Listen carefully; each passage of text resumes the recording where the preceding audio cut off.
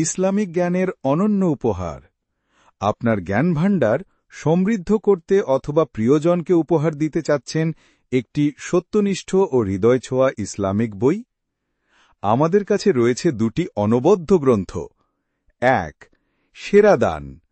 আল্লাহর রাস্তা ও মানুষকে আলোকিত করার পথে সবচেয়ে উত্তম দান কি?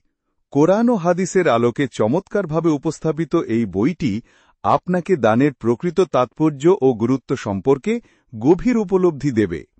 ২. কোরআন ও সুন্নাহর আলোকে ভালোবাসব কাকে।